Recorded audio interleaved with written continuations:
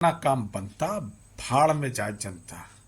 आज के इस वीडियो में मैं ये सिद्ध करके दिखा दूंगा कि कैसे हमारे नेता लोग हमारा यूज कर रहे हैं, किस तरीके से यूज कर रहे हैं। आप मेरा पूरा वीडियो देख लेना, आपके पूरे कान ना खड़े हो जाएं, आपके पूरे बाल ना खड़े हो जाएं, तो आप मुझसे कह देना। तो अगर आपको ये पूरा जानना है कि हमारे नेता लोग हमारे संग में क्या कर रहे हैं, चाहे इसी समय की सरकार हो या पहले की सरकार हो, सब सरकारें यही करती आ रही हैं। तो आप एक बार मेरा वीडियो देख लो, आपको खुद समझ में आ जाएगा कि आखिर हमारे संग में हो क्या रहा है। तो चलिए शुरू करते हैं वीडियो। फ्रेंड्स, आज हम जानेंगे हमारे देश भारत में टैक्स की क्या व्यवस्था है और इस जो टैक्स कलेक्शन से जो पैसा इकट्ठा होता है, उस टैक्स के पैसे से क्या यूज होता है। क्या ये वास्तव में जनता की भलाई के लिए यूज हो रहा है या फिर ये ऊपर ही ऊपर घालमेल होकर खत्म हो जाता है। इस टैक्स के पैसे से क्या होता है, क्या जनता के ऊपर इसका क्या इफेक्ट होता है, और हमारे देश की जो टैक्स व्यवस्था है वो इतनी जटिल कैसे हो चुकी है जिससे आम व्यक्ति को की जिंदगी पे कुछ भी असर नहीं पड़ रहा है, और हमारे देश में जो अमीर है वो और अमीर होता चला जा रहा है और गरीब जो है वो और गरीब होता चला जा रहा है। आज हम इसी विषय पर चर्चा करने वाले हैं कि हमारे देश की टैक्स व्यवस्था से आम व्यक्ति के जीवन पर क्या असर पड़ता है। तो सबसे पहले तो हम टैक्स व्यवस्था को समझने के लिए कुछ हम उदाहरण का हम रूप लेंगे। जैसे मान लीजिए मैंने कोई छोटी मोटी इंडस्ट्री लगाई, मान लीजिए मैंने एक छोटी से बिस्कुट की इंडस्ट्री लगाई है।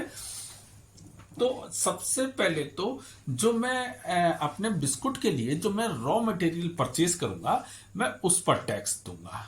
ठीक है, फिर उसके बाद मैं प्रोडक्शन करूंगा, प्रोडक्शन के बाद मैं उस पर जीएसटी दूंगा, यानी गवर्नमेंट को एक और टैक्स दूंगा। बिस्कुट पे जो कि एक बच्चों के चीज कहलाती है, या फिर जो डॉक्टर लोग भी होते हैं जब तबीयत खराब होती है तो डॉक्टर भी कहता है कि आप अपने बच्चे को चाय और बिस्कुट दीजिए, तो यानी उस पर 18% मैं जीएसटी दूंगा, यानी टैक्स दूंगा।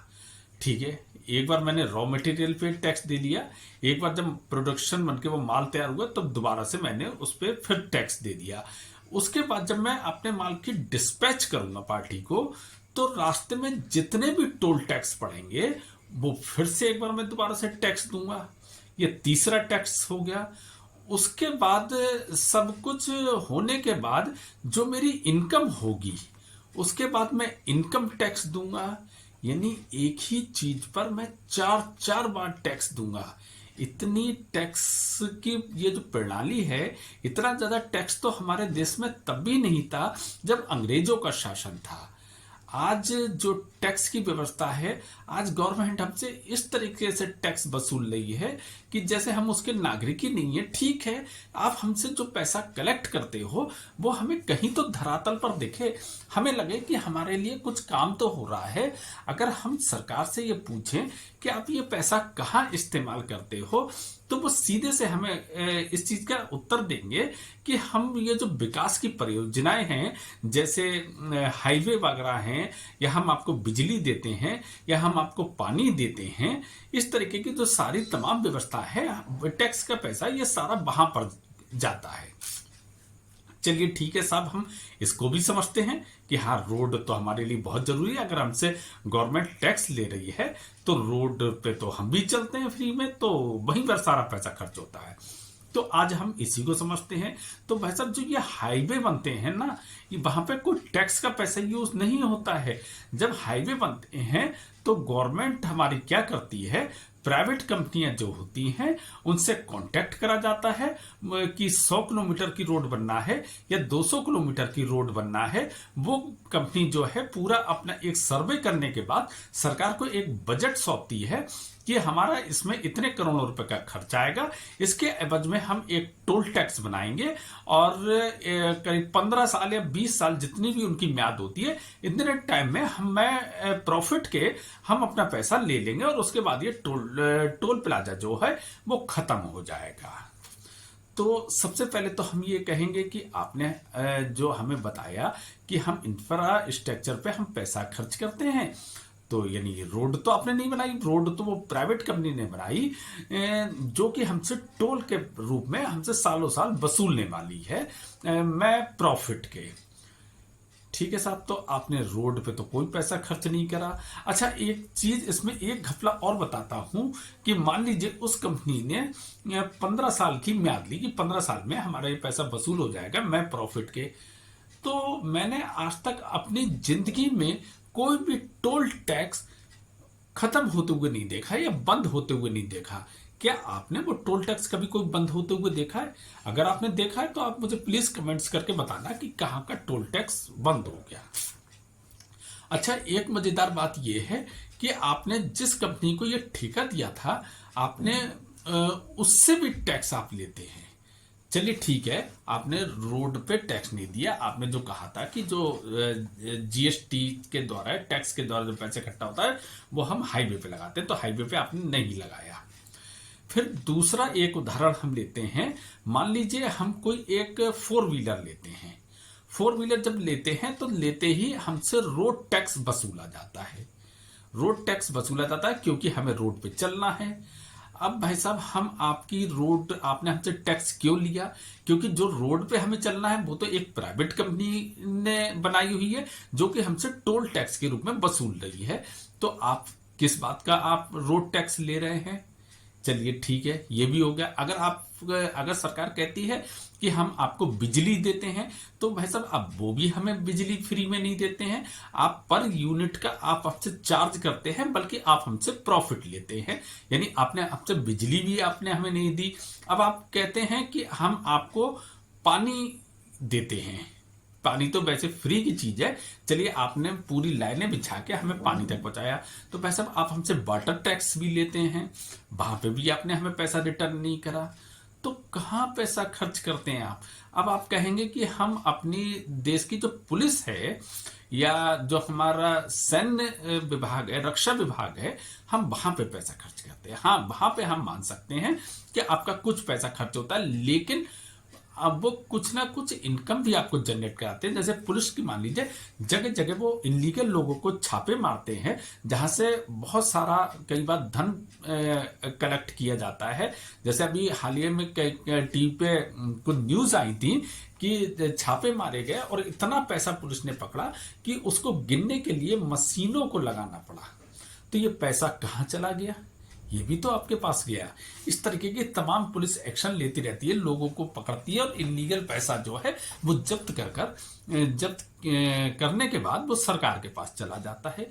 तो यानी आपने उसे पैसा तो दिया, लेकिन उसने भी कुछ आपको रिटर्न करके दिया।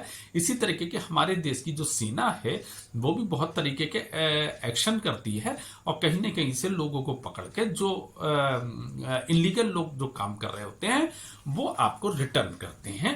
हाँ, सेना पे कुछ थोड़ा पैसा खर्च होता है।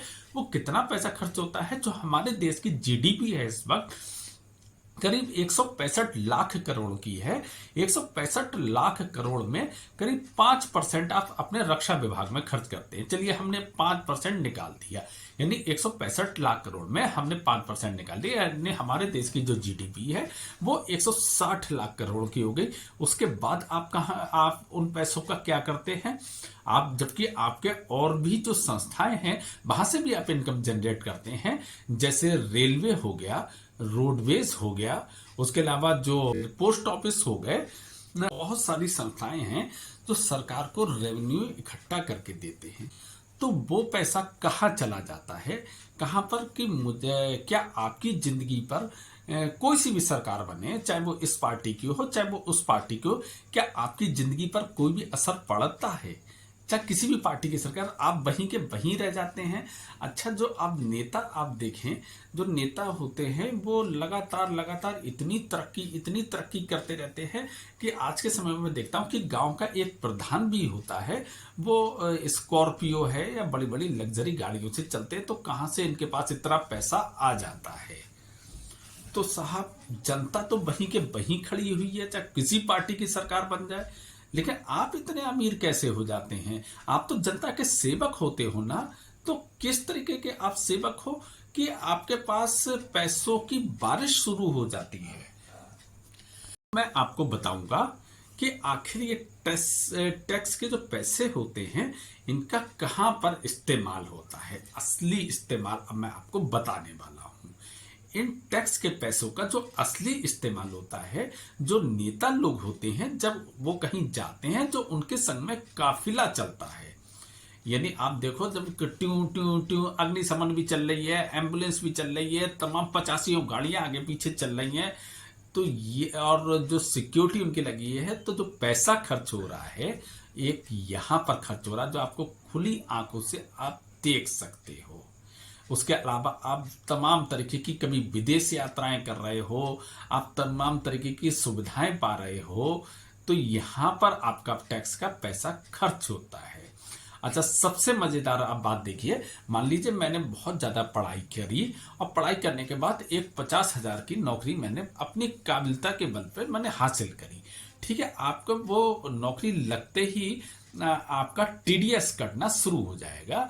आपकी जैसे इनकम होगी, आपको जबरदस्ती आप चाहें या ना चाहें आपको गवर्नमेंट को टैक्स देना ही पड़ेगा।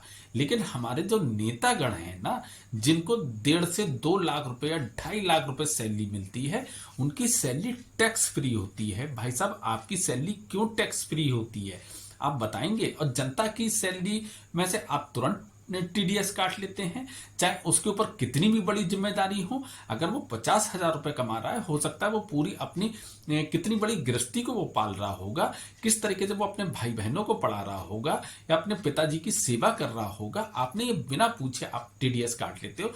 लेकिन आप अपनी सैलरी में से क्यों नहीं टैक्स कटवाते हो? और इनकी कैंटीन में जो लोकसभा की कैंटीन है या विधानसभा की कैंटीन है, इसमें इतना सस्ता खाना मिलता है, इतना ज्यादा सब्सिडी होती है कि जितने में हमारे देश का एक गरीब किसान हो गया या एक रिक्शे वाला हो गया, वो नहीं खा सकता किसी भी तरीके से। इतने में ये चिकन बिरयानी खाते हैं, ये मटन पुलाव खाते हैं। तो साहब, आपने इतनी ज्यादा सब्सिडी यानी इतने पैसे की बर्बादी आप अपने ऊपर करते हो, इतना ज्यादा। अरे कहीं तो जनता को सोच लो, कुछ तो जनता का भला कर लो। असली सरकार तो साहब वो होती है, जैसे मैंने कुछ टाइम एक वीडियो देखा था, सिंगापुर जो था वो भी किसी टाइम में एक बहुत गरीब देश हुआ करता था, लेकिन एक वहां पर ऐसे राजनेता आए जिनका पूरा का पूरा लक्ष्य अपने देश के ऊपर था, ना कि अपने ऊपर था। और उन्होंने ऐसे ऐसे काम करे अपनी जनता की भलाई के लिए, वो देश कहीं का कहीं निकल गया। आज इतना डेवलप कंट्री है, पूरी दुनिया में उसका डंका बजता है। आखिर हमारी इस गरीबी का कौन कारण है? अब मैं एक और छोटा सा उदाहरण आपको बताता हूं साहब। मान लीजिए मैं अपना खुद का उदाहरण बताता हूं। मैंने किसी के कहने पर मैंने एक टैक्सी नंबर की गाड़ी निकाली। ठीक है, मैंने निकाल ली, लेकिन जब मैंने निकालने के बाद मेरी उससे डील फाइनल नहीं हो पाई। मैं निकाल तो चुका था, डील फाइनल नहीं हो पाई, और वो टैक्सी नंबर की गाड़ी अब कहीं नहीं चल पा रही है। मुझे उसकी ईएमआई देना मुश्किल है, लेकिन गवर्नमेंट हर तीसरे महीने में मुझसे 4,000 रुपए टैक्स के वसूलती है, जबकि मुझे उससे 1 रुपए की इनकम नहीं हो रही है।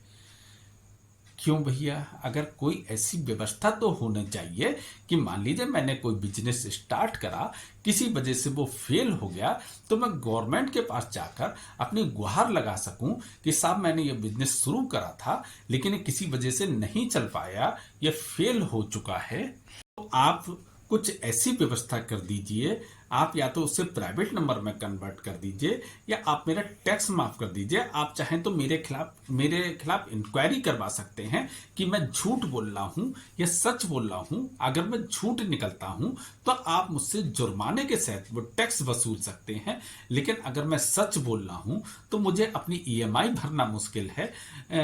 तो मैं टैक्स कैसे भरूं? लगातार उस पर टैक्स ड्यू होता चला जा रहा है। तो एक आम व्यक्ति को किस तरीके से वो सरकार तक अपनी बात पहुंचाए कि वो कितना परेशान है या कैसे है।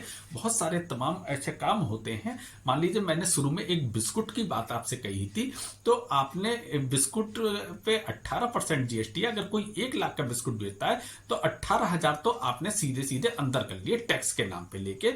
लेकिन अगर उसका बिस्कुट एक्सपायर होता है या डैमेज होता है तो वो जो प्रोडक्शन करने वाली कंपनी है उसका पूरा नुकसान होता है। आपने तो वो 18,000 लेके डकार लिए, आपने तो उसे इनकम मान के आप खा गए। तो भाई साहब ये नुकसान भी तो उसका होता। तो अगर आपने कहीं पे इनकम करी है किसी से, तो अगर उसका नुकसान हो रहा है तो उसमें भी तो आप भागीदारी बन जाइए। अगर किसी की मान लीजिए कोई बहुत अच्छी जॉब कर रहा है, वो लगातार टीडीएस दे रहा है, किसी वजह से उसकी जॉब छूट जाती है, तो आपका क्या अधिकार नहीं है उससे पूछने को कि ऐसी क्या बात है कि तुम्हारे अकाउंट में इतने पैसे लगातार ट्रांसफर हो रहे थे जिससे हमने इतना टैक्स भी वसूला है, आज तुम्हारे अकाउंट में वो पैसे क्यों नहीं आ रहे, क्या मजबूरी है। तो वो भी आपको दर्द बताएगा कि मेरी जॉब इस समय चली गई है, तो जब आपने उससे इतना पैसा उसके अच्छे समय में लिया था तो बुरे समय में क्या आपको उसका साथ नहीं देना चाहिए। तो ये तो एक मानवता की बात है। क्या गवर्नमेंट हमारे इस तरीके से जनता के लिए नहीं सोच सकती। भाई साहब अगर आपको टैक्स लेना ही है ना, तो मुझे लगता है कि अब कुछ टैक्स और बढ़ा देना चाहिए। आप एक काम करो, अब हमारे जो शरीर के ऑर्गन है ना, जैसे हार्ट है, अब आप हार्ट टैक्स वसूलना शुरू करो, लीवर टैक्स वसूलना शुरू करो, किडनी टैक्स वसूलना शुरू कर दो। जो हम ऑक्सीजन लेते हैं, ऑक्सीजन का टैक्स वसूलना कर लेना शुरू कर दो। जो हम देखते हैं उसका उसका टैक्स लेना आप शुरू कर दो। और अगर कोई व्यक्ति अगर उस टैक्स को ना भर पाए तो आप उसकी पूरी ऑक्सीजन रोक दो, उसे सांस लेना आपका बंद कर दो, क्योंकि वो ऑक्सीजन ले रहा है तो उस पर आपका अधिकार होना चाहिए। यानी इस तरीके से आप जनता के संग में शुरू कर दो, क्योंकि अब जनता त्रस्त हो चुकी है। इतने ज्यादा टैक्स भर भर के उसे कोई अधिकार नहीं है। अगर वो कहीं पे परेशान होता है तो वो किससे कहे। सरकार क्या होती है, सरकार एक जो सरकार का मुखिया होता है वो एक तरीके से जनता के पिता के रूप में होता है। अगर बच्चा कहीं पे मुसीबत में आता है तो वो अपने पिता से गुहार लगाता है, लेकिन इस देश की जनता को अपने पिता से गुहार लगाने की यही नहीं पता कि वो अपने पिता तक पहुंचे कैसे, गुहार कैसे लगाए। तो किस तरीके की व्यवस्था है किस तरीके क्या है। अब मान लीजिए आप कहेंगे कि हाँ चलिए, हाईवे का मैंने एक जिक्र लिया था कि वो टोल टैक्स की कंपनी बनवाती है। हम जो आपके सिटी के अंदर है वो तो सरकार बनवाती है। हाँ साहब बिल्कुल बनवाती है। वो क्यों बनवाती है अब वो भी हम बताते हैं। क्योंकि जो टैक्स का पैसा जो कलेक्ट होता है वो आप उसे एकदम डायरेक्ट नहीं खा सकते। आप डायरेक्ट नहीं खा सकते। मान लीजिए किसी कॉलोनी की कोई रोड बनना है तो उसमें मान लीजिए 1 करोड़ रुपए पास होता है, तो 1 करोड़ में 50 लाख तो आपके नेतागण जो होते हैं पहले वो ही खा चुके होते हैं। उसके बाद जो ठेकेदार का नंबर आता है वो भी अपना कमीशन वमीशन सब लोगों को काट पीट के 25 लाख रुपए की जो है वो रोड बनती है। जिस रोड पर 1 करोड़ रुपए पास हुआ था, अब वो 25 लाख में रोड बनी है, तो आप समझ सकते हैं कि उसकी क्वालिटी क्या रही होगी। तभी तो जब एक बरसात होगी या 1 साल बाद जरा सा भी उस पर कुछ होगा, हैवी अगर लोड आ जाएगा तो वो रोड टूटना शुरू कर देगी। आप उस ठेकेदार से क्यों नहीं आप क्वेश्चन कर पाते हैं, क्योंकि आपने खुद कमीशन खाया होता है। अगर आपने खुद कमीशन नहीं खाया होता तो आप सीधे उससे कहते कि क्यों भाई तुम्हारी रोड 1 साल भी क्यों नहीं चल पाई, एक बारिश को भी क्यों नहीं झेल पाई। आप उससे तभी तो क्वेश्चन करेंगे जब आप ईमानदार होंगे। अगर आप ईमानदारी नहीं है तो आप कैसे क्वेश्चन कर सकते हैं। और बहुत सारे तो काम, जैसे बहुत सारी रोडें हो गई जो फाइल पे ही बन के खत्म हो जाती हैं, हमें पता नहीं लगता कि हमारे यहाँ की रोड बन गई, हमें पता ही नहीं। हम तो कह रहे हैं कि बहुत टाइम से रोड नहीं बनी, अरे हमें पता ही नहीं है कि 10 साल में या 3 बार या 4 बार बन चुकी है रोड, क्योंकि वो फाइल पे बनी, फाइल पे पैसा सैंक्शन हुआ और वो सब हजम हो गया। तो यहाँ जा रहा है पैसा। यहाँ जो नेता लोग हैं वो इतने मोटे कैसे होते चले जा रहे हैं साहब। जो जब आप राजनीति में प्रवेश आपने करा था तब आप के पास एक मोटरसाइकिल भी होना मुश्किल होती थी। हल्के हल्के आप कार पर आए, फिर आप लग्जरी कार पर आए और अब आप हेलीकॉप्टरों से चलने लगे। ऐसा कैसे हो गया? आपका इतना विकास कैसे हो गया? आप तो जनता के सेवक थे, आप तो सेवा करने आए थे। आपने इतनी मेवा कैसे खा ली? किस तरीके से आपने ये काम कर लिया? तो तो ये जो पैसा कलेक्ट होता है ना, ये आपके लिए नहीं होता है। अच्छा, मैं एक जगह और बताऊं कि लोग खर्च करते कहाँ पर खर्च खर्च कहाँ पर जैसे अपने स्वार्थ के लिए खर्च करते हैं। मैं भी आपको बताऊंगा, अपने स्वार्थ के लिए ये लोग पैसा खर्च करते हैं, यानी अपने वोट बैंक को साधने के लिए अब ये पैसा खर्च करते हैं। फ्री बीज देकर, यानी मुफ्त में चीजें दो, मुफ्त में आप लाइट दो या मुफ्त में पानी दो। वह आप फ्री क्यों दे रहे हैं भाई साहब? फ्री क्या चीज होती है? फ्री यानी किसी व्यक्ति को कामचोर बनाना है, यानी उसका पूरा करियर खत्म करना है, तो आप उसे फ्री देना शुरू कर दो। अगर भाई साहब मुझे फ्री में चीजें मिलने लगेंगी तो मैं क्यों काम करूंगा? आप अपने देश को पीछे लेके जा रहे हो। फ्री के चक्कर में कई देशों की पूरी जीडीपी खत्म हो गई, वो देश पूरे बर्बाद हो गए, जैसे श्रीलंका हो गया और आपके बांग्लादेश हो गया। कई ऐसे कंट्री जो मैंने देखा है कि पूरी तरीके से बर्बाद हो चुके हैं। आप इस तरीके के काम करके क्या आप हमें भिखारी बनाना चाहते हो कि फ्री लो? भैया, आपको अगर करना ही है कुछ काम तो इतने रोजगार के अवसर पैदा कर दो कि हमें फ्री लेने की जरूरत ही नहीं पड़े। तो मैं आपसे कह रहा था कि मैं अभी कुछ ही टाइम पहले मैं दिल्ली गया था। दिल्ली में जो डीटीडीसी की बसें हैं ना, तो वहां पर महिलाओं को पूर्णतः फ्री कर दिया गया। क्यों फ्री कर दिया आपने पूर्णतः? भाई, आप उन लोगों के लिए फ्री करते जो वास्तव में जरूरतमंद हैं, जिन्हें वास्तव में बहुत ज्यादा आर्थिक तंगी का सामना कर रहे हैं, उनके लिए, चाहे वो फिर लेडीज हो या जेंट्स हो, इससे कोई फर्क नहीं पड़ता। मैंने देखा उस बस में जो महिलाएं चढ़ रही थी वो बहुत अच्छे कपड़े पहने हुए थे और करीब 25 से 30 हजार रुपए का उनके हाथ में मोबाइल था और फ्री में चढ़ रही थी। और उसके बाद भी जितनी महिलाएं थी वो पास मांग रही थी। ये मैं पास आपको दिखाता हूं, ये इस तरीके का वो पास था कि पास दे दीजिए। अरे, जब आपने फ्री ही रखा था तो आपने ये पास क्यों छपवाया? अरे, जब महिलाओं की क्या पहचान अलग से करना पड़ती, पास के द्वारा पहचाना जाएगा कि ये महिला, ये पुरुष है। यानी आपने इस पे पैसे की बर्बादी करी। आप ये क्या दिखाना चाह रहे थे कि वो पास, यानी उस पास को वो घर लेके जाए और उन्हें बाद में याद रहे कि हाँ, केजरीवाल ने साहब मुझे फ्री में चलवाया था, वो भूले नहीं, और साहब अब वोट तो इन्हीं को देना है। क्यों भाई, क्यों फ्री में दे दिया? क्या आपने अपनी जेब से दिया? क्या अपनी प्रॉपर्टी? वैसे फ्री देना है तो आप लोग अपनी जेब से दो। आप हमारे जनता के पैसे को आप नहीं दे सकते आप फ्री में। या भली चाहे हम कह रहे हैं, चाहे कोई भी सरकार हो, जैसे इस समय केंद्र में सरकार है, वो राशन फ्री देती है। क्यों आप देते हो राशन फ्री? आप उन्हें दो फ्री ना जिनको जरूरत है फ्री। आप हर एक को बस रेवड़ी बांटे पड़े हो कि साहब गेहूं फ्री और चावल फ्री। आप किस लिए फ्री दे रहे हो? आप उन्हें क्या बनाना चाह रहे हो? क्यों वोट बैंक लगातार साथ रहे फ्री के लिए? आप जानते हैं कि इस फ्री से हमारे देश की जीडीपी पे कितना फर्क पड़ता है, हमारा देश कितना पीछे चला जाता है। क्यों आप लोगों की आदत फ्री की डाल रहे हो? आज वो राशन के लिए फ्री कह रहे हैं, कल को वो दूसरी चीज के लिए फ्री करेंगे, वो सारी चीजें फ्री फ्री करने लगे। क्यों लोग नौकरी करेंगे? आप क्यों नहीं उनकी मेहनत करने की आदत डालते कि हम आपको फ्री नहीं देंगे, आप मेहनत करो और खाओ, कमाओ, आप रोजगार दो। ये चीज आपको देना चाहिए। आप जबरदस्ती अपना वोट बैंक साध रहे हो, चाहे वो कोई सी भी पार्टी हो, मैं इसमें किसी एक पार्टी का नाम नहीं लूंगा। इस तरीके के काम मत करो। कहीं तो थोड़ा सा तो कुछ लिहाज कर लो जनता का, कहीं तो उसके बारे में सोचो, उनकी लाइफ बदले। कुछ ऐसे काम करो जो आम व्यक्ति जो कहता है ना कि कोई भी सरकार बनती है हमारी जिंदगी में कोई फर्क नहीं पड़ता, वो व्यक्ति महसूस करे कि हाँ यार, मैंने इसे वोट दिया था, ये सरकार बनाई थी, देखो मेरी लाइफ में फर्क पड़ा। लोग रोजगार के लिए इतना जूझते हैं, लोगों को वो रोजगार मिले, लोगों को वो अवसर मिले रोजगार के, लोग खुश रहना शुरू कर देंगे जब उन सबके पास काम होगा। क्राइम अपने आप खत्म होना शुरू हो जाएगा। खाली दिमाग शैतान का घर कहलाता है।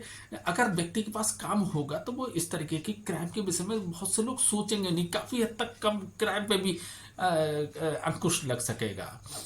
क्यों भाई साहब, ऐसा सोच लो, इस तरह कुछ तो जनता का सोच लो। इतना जनता को मत मारो कि वो उससे आप एक दिन ऐसा हो जाए कि आप उसकी ऑक्सीजन तक पर टैक्स लगा दो। जनता त्रस्त हो चुकी है। जनता को कोई ऐसी व्यवस्था बनाओ, ऐसी व्यवस्था बनाओ कि अगर किसी को कोई परेशानी है तो वो सरकार तक सीधे अपनी आवाज पहुंचा सके, चाहे वो पढ़ा लिखा हो चाहे वो अनपढ़ व्यक्ति हो। किसी तरीके से सरकार से कनेक्ट हो सके, बता सके, वो अपने विचार दे सके। ऐसा नहीं कि आपके जो विभाग में जो बैठे हैं वही सबसे काबिल है। कई बार बहुत छोटा व्यक्ति बहुत अच्छी राय दे देता है।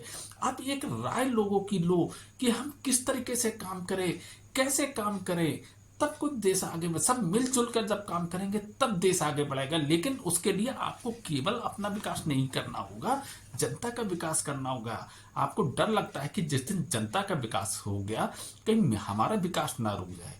यही तो डर है भाई साहब। स्विस बैंक से छोड़ो, कोई फायदा नहीं है। कोई 7 पीढ़ी के लिए धन नहीं जोड़ पाता है। अभी आप रशिया का देखो, रशिया का जो रिजर्व जितना भी था और दूसरे देशों में उसे सब सीज कर दिया गया। उसका पैसा, जो रिजर्व पैसा था, वो सब खत्म हो गया। तो आप मत सोचो ये स्विट्जरलैंड की बैंक है, कभी भी अगर हमारे देश से उसके कभी संबंध बिगड़ते हैं ना, तो वो सब पैसा आपका धरा का धरा रह जाएगा। अपने देश के बारे में सोच लो। अरे छोड़ो 7 जन के लिए कितना पैसा होगा, आप इसी जन का हिसाब लगा लो कि मेरी अगर उम्र इतनी है और 10 साल आगे लगा लो तो मुझे इतना पैसे की जरूरत है, चलो मैं इतना पैसा करता हूँ। आप इतना पैसा आप जोड़ने लगे, इतना पैसा जोड़ने लगे, जनता का खून चूस रहे हो, पूरी तरीके से जनता को त्रस्त कर दे रहे हो। जब चुनाव का समय होता है तो आप हाथ जोड़ते हुए आते हो, लेकिन जैसे ही चुनाव खत्म होते हैं आप वीवीआईपी बन जाते हो। अगर कोई रोड पे जा रहा है तो कितना भी जरूरतमंद है, पहले अधिकार आपका बन जाता है। आपकी गाड़ियों का जो काफिला होता है पहले निकलने का अधिकार उनको होता है। भाई साहब आप सेवक हो, पहले सेवक का निकलने का अधिकार होता है। हो चलो खैर, अब मैं क्या कहूँ इस बात पर। तो बहुत ज़्यादा टैक्स हो चुका है, बहुत ज़्यादा अव्यवस्था फैल गई है। आप जनता से कनेक्ट ही नहीं कर पा रहे हो। आप केवल अपने उसमें उलझे पड़े हो कि साहब ये सम्मेलन होना है, वो सम्मेलन होना है, हमने अपनी जीडीपी अब इतनी बढ़ा ली, हमने अब ये ग्रोथ कर लिया, हमारी कंपनियां अब ये कर रही हैं। भाई साहब जो आम जनता है, जो परेशान है, कभी उनके बारे में सोचो। क्या उनसे पूछो, क्या आप अब कहो। पहली बात तो जब सबके पास लगभग रोजगार होगा तो पहले ही अपने आप खुश हो जाएंगे, पहले ही हो जाएंगे। बहुत सारी योजनाएं होती हैं जो फ्री वाली नहीं, फ्री की मैं योजना को कभी योजना नहीं मानता हूं, जो लोगों का विकास करती हैं। इस तरीके की योजनाएं चलाओ, हर किस्म की योजना चलाओ जिसमें पढ़े लिखे से लेके अनपढ़ व्यक्ति सारे लोग शामिल हो सके। इस तरीके का कुछ सोचो। अगर कोई नौकरी नहीं करना चाहता तो बिजनेस कैसे करे, किस तरीके से फोर्स कर दो कि हमें देश को आगे बढ़ाना, स्टार्टअप करो। स्टार्टअप का आपने नाम तो दे दिया, आप कभी उन लोगों से पूछो जो व्यक्ति स्टार्ट करना चाहते हैं कुछ, वो एड़ियां रगड़ते रह जाते हैं चक्कर लगा लगा के बैंक या कहाँ कहाँ के। उन्हें वो पैसा नहीं मिलता। पैसा उनको मिलता है जिन्हें जरूरत नहीं होती है उस पैसे की, केवल वो हड़प करने के लिए जो करते हैं। असली व्यक्ति को पैसा नहीं मिल पाता है। कुछ सोचो जनता के लिए। ये टैक्स व्यवस्था को इस तरीके से मत करो। अगर आप कहते हो कि साहब हम आपको सुविधाएं देते हैं, जो कुछ चीजों पे मैंने तो 18% बताया था बिस्कुट पे, कुछ चीजें तो ऐसी हैं जिसपे 60-60 70% गवर्नमेंट टैक्स वसूल रही है। जैसे लीकर है यानी शराब है, शराब पे जो मुझे पता लगा है वो 60 से 70% टैक्स होता है। क्यों भाई साहब इतना टैक्स क्यों होता है? अब आप कहोगे कि वो स्वास्थ्य के लिए हानिकारक है, यानी आपने 60 से 70% टैक्स ले लिया तो क्या वो शरीर के लिए लाभदायक हो गई? अब लाभदायक हो चुकी है कि नहीं? पहले तो आपके शरीर को नुकसान होता अगर मैं कम टैक्स लेता, अब ज्यादा टैक्स ले लिया तो आपके शरीर के लिए लाभदायक हो गई। हमने इसमें हर्बल वर्बल कुछ मिला दिया। भाई साहब अगर कोई चीज अगर आपको पता है कि वो शरीर के लिए नुकसानदेह है तो आप उसे पूर्णतः प्रतिबंध करो, आप बंद कर दो उसे। लेकिन ये आधार मत बनाओ कि वो शरीर के लिए हानिकारक है इसलिए हम टैक्स ज्यादा ले रहे हैं। अगर आप पेट्रोल, क्या होता है, पेट्रोल भी स्वास्थ्य के लिए हानिकारक होता है। अब बताइए पेट्रोल के स्वास्थ्य के लिए हानिकारक होता है। बुजुर्गों से सुना है अंग्रेजों के समय में भी इतना टैक्स नहीं हुआ करता था जितना आज हमारी गवर्नमेंट हमसे वसूल रही है। और मैंने कई उदाहरण बताया कि ये कहते हैं कि हम विकास के कार्यों पर खर्च करते हैं, हाईवे पे खर्च करते हैं, लाइट पे, बिजली पे, पानी पे करते हैं, कहीं नहीं खर्च करते हैं। मैंने आपको सीधा सीधा बता दिया। यहाँ तक कि जो चीज आप करते भी नहीं है, आप रोड टैक्स लेते हो, रोड कोई और बनाता है। आप बिजली देते हो तो बिजली के पूरे पैसे वसूलते हो, पानी देते हो तो पानी के वाटर टैक्स लेते हो। आप दे क्या रहे हो? केवल अपने ऊपर खर्च कर ले रहे हो पूरा का पूरा। कर लो थोड़ा सा ऐसा कुछ कर दो, आप भी खुश हो जाओ, हम भी खुश हो जाए, बाकी जैसी आपकी मर्जी। बाकी अगर आपको हमारा वीडियो पसंद आया हो तो प्लीज़ लाइक करिए, सब्सक्राइब करिए, हमें अच्छा लगेगा। बाकी जैसे आपकी मर्जी। Thank you very much.